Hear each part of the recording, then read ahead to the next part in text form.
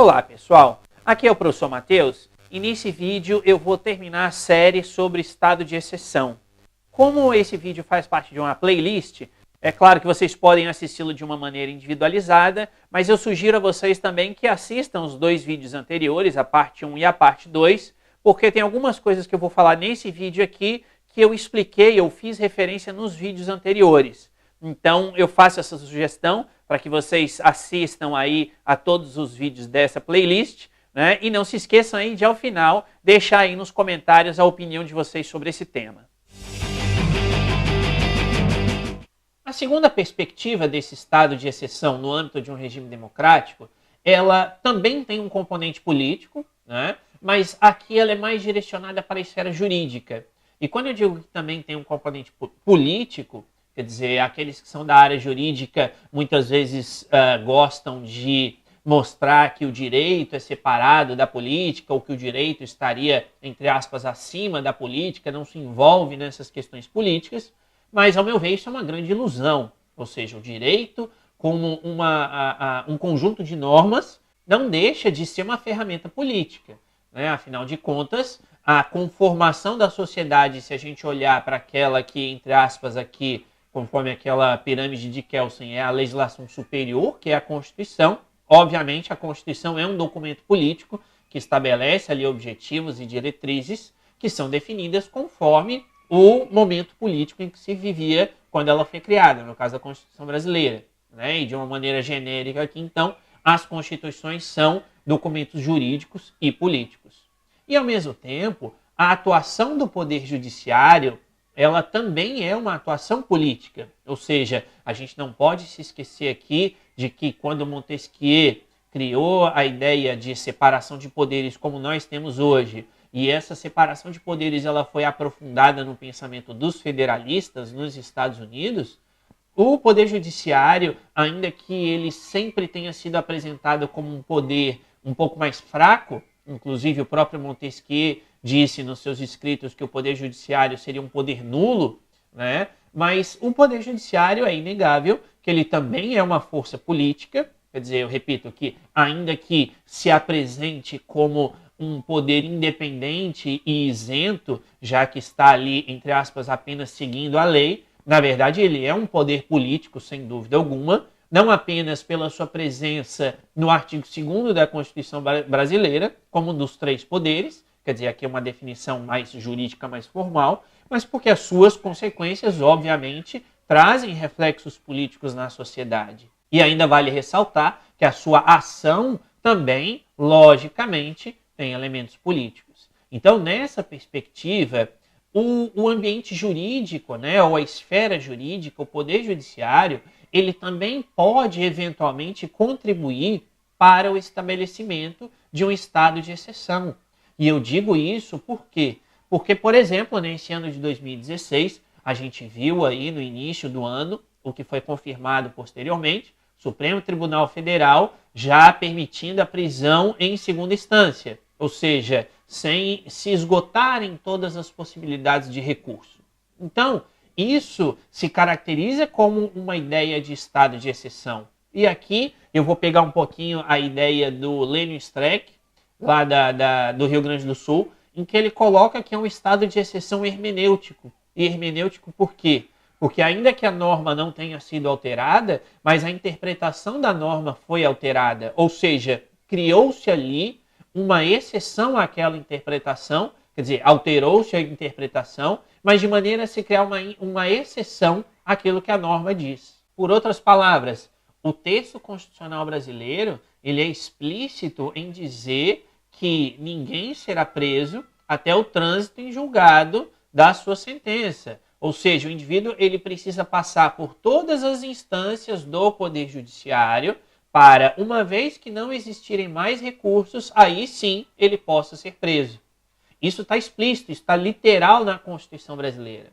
E o que o Poder Judiciário fez? O que o Supremo Tribunal Federal fez? Se valendo de uma prerrogativa institucional de interpretar a Constituição, decidiu que não. Que, na verdade, apesar de estar escrito isso, o que está escrito não significa exatamente o que está escrito, né? Então, esse foi o posicionamento do Supremo Tribunal Federal.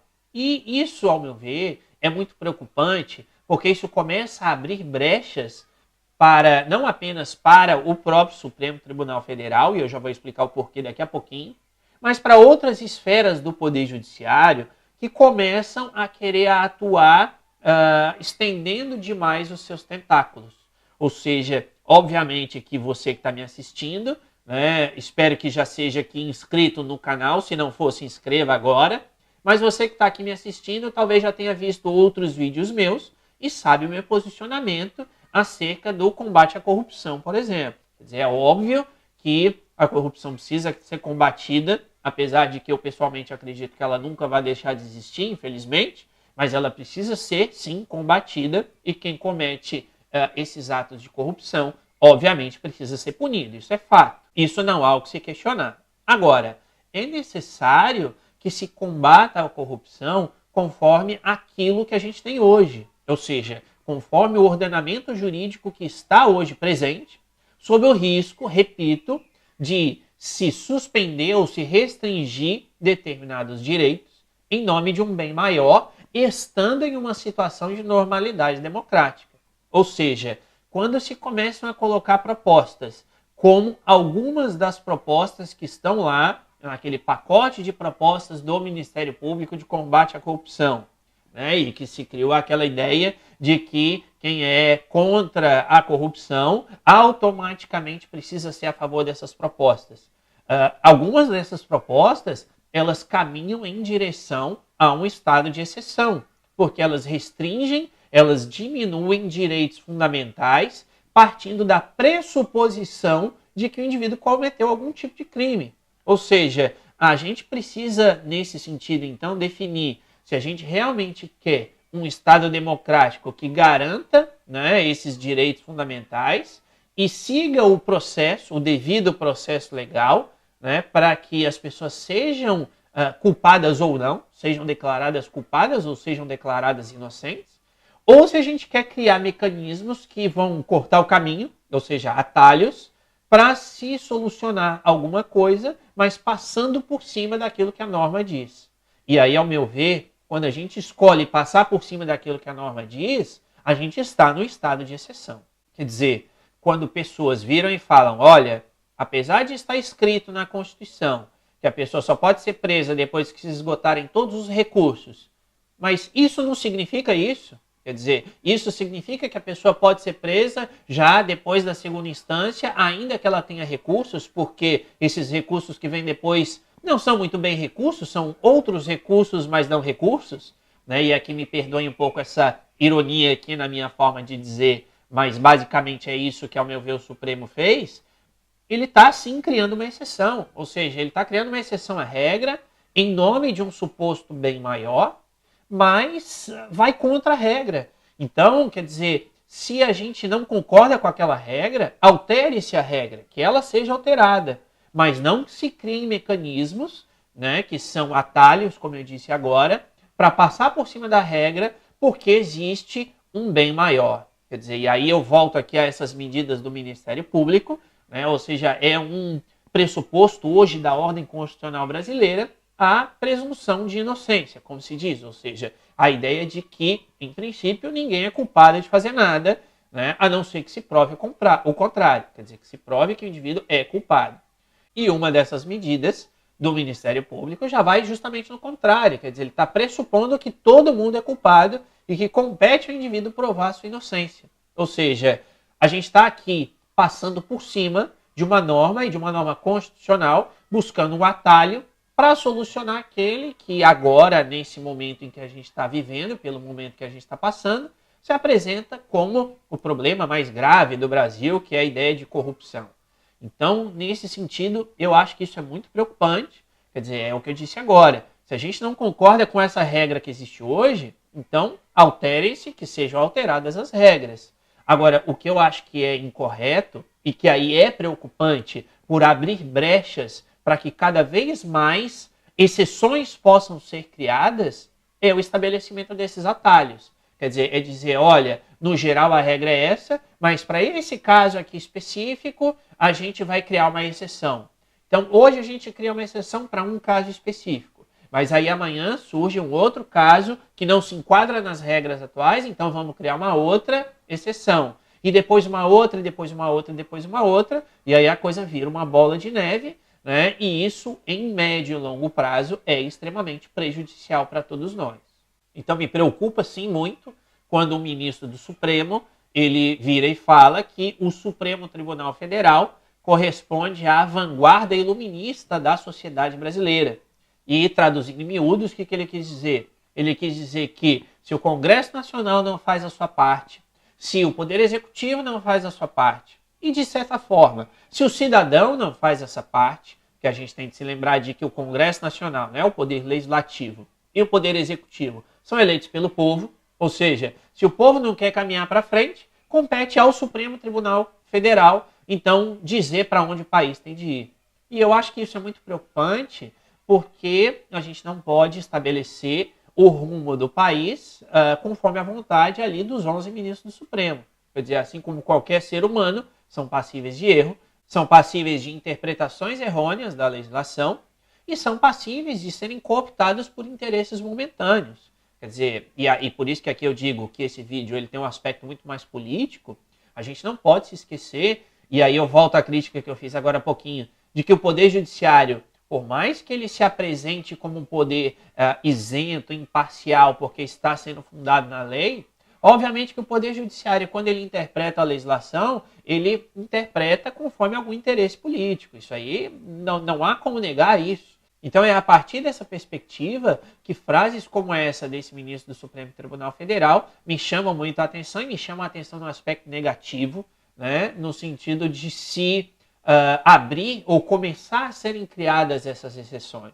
Esse mesmo ministro disse recentemente numa entrevista que, ainda que a Lava Jato tenha cometido alguns abusos em relação à legislação, mas que, como era um caso atípico, né, então que, no geral, ou no conjunto da obra, né, como agora é moda usar essa expressão, quer dizer, no geral o que ela faz é bom, então ela tem de continuar. Né? Ou outros juízes que já disseram mais ou menos a mesma coisa. Um deles disse recentemente que, como no momento no Brasil nós estamos vivendo um momento atípico, então que medidas atípicas devem, não apenas devem, mas podem ser tomadas pelo Poder Judiciário. Quer dizer, é uma extrapolação daquilo que a lei diz que o Poder Judiciário pode fazer, é uma extrapolação que tem um caráter político, ou seja, e aqui o político, eu não estou dizendo no sentido necessariamente de beneficiar A e prejudicar B, não é isso,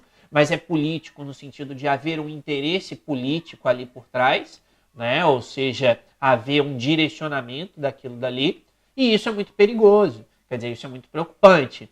E é nesse sentido, então, que eu acredito que a gente precisa sempre ter o olho, né? Ficar de olho, ter os olhos bem abertos para ver não apenas o que o Legislativo está fazendo, o que o Executivo está fazendo, mas também o que o Judiciário está fazendo. Por quê? Porque, no final das contas, essas exceções elas vão ser feitas com base na legislação. Quer dizer, vai se criar algum mecanismo na legislação que acabe permitindo essas exceções. Então, isso é muito preocupante porque hoje essas exceções são aplicadas ao outro, né? Mas amanhã essas exceções podem ser aplicadas a nós. Então é nesse sentido que eu encerro esse vídeo e aí eu retomo aquela historinha que eu contei no início. Quer dizer, por que eu falei de um período efetivamente totalitário? Porque aquilo que o menino fez de denunciar os pais foi feito com base na legislação. Ou seja, a legislação permitia que o menino denunciasse os pais, a legislação permitia que o Estado considerasse aqueles pais culpados simplesmente por dizerem que o Partido Comunista poderia fazer melhor. Né? Então, é claro que ali é um período, entre aspas, exagerado do totalitarismo, do controle do Estado na vida do cidadão, isso é inegável, né? Mas a gente precisa tomar cuidado porque esse controle que o Estado busca ter nas vidas privadas das pessoas, ele é constante, né? Ou seja, é uma luta constante que a gente precisa ter para evitar que, hoje a gente abra uma exceção e aceite alguma coisa, apesar da lei dizer X, mas a gente aceita Y porque é temporário, porque é necessário, porque é um mal maior que precisa ser debelado, mas depois aquilo fica na legislação e ficando na legislação, aquilo pode ser então utilizado com outros objetivos que vão muito além daquele que era o objetivo inicial. Então é isso, pessoal. Essa foi a ideia desse vídeo do estado de exceção, ou seja, lembrar que existem regras e que se nós não gostamos dessas regras, se nós acreditamos que essas regras elas são insuficientes para concretizar aquilo que a gente espera em termos de sociedade, a gente precisa então se utilizar de mecanismos democráticos, né, para alterar essas regras e não se utilizar de atalhos que vão eventualmente até solucionar o problema agora, mas que podem criar ainda maiores problemas no futuro. Então a ideia é essa. Nesse sentido, eu concluo, então, dizendo que é plenamente possível a existência de um estado de exceção dentro de um regime democrático, inserido em um regime democrático, né? Eu acredito que em algumas esferas a gente já vive esse estado de exceção no Brasil, como foi o exemplo da educação, o exemplo da saúde, e me chama muito a atenção, em um sentido muito preocupante, os rumos que o Poder Judiciário tem tomado ultimamente, ou tem seguido ultimamente, né, de buscar esses mecanismos mais fáceis, digamos assim, e que agradam mais a população em curto prazo para solucionar problemas, para satisfazer o cidadão, né, e supostamente solucionar problemas, porque não quer dizer que vai solucioná-los, né, de uma maneira que é um tanto quanto preocupante, porque foge aquilo que está estabelecido no âmbito constitucional. Bom, pessoal, é isso. Eu quero que vocês deixem aí nos comentários, deixem aqui embaixo nos comentários o que vocês acham, né? Quer dizer, essa teoria do Agamben, eu coloquei aqui também na descrição do vídeo algumas referências dos livros dele, sugiro, lógico, que vocês leiam, mas deixem aí seus comentários o que vocês acham desse tema, o que vocês acham desse assunto, o que vocês acham dessas ideias, né? Não se esqueçam também de curtir e de compartilhar esse vídeo. E mais ainda, né, não se esqueçam também de se inscrever aqui no meu canal. Me ajudem aí a fazer o canal a crescer ainda mais, para que eu possa sempre estar postando esses vídeos aqui para vocês, para que a gente debata então essas ideias que são fundamentais aí na vida de todos nós. Mais uma vez, muito obrigado por terem assistido. Curtam, compartilhem o vídeo, inscrevam-se no canal. Um abraço a todos e até a próxima.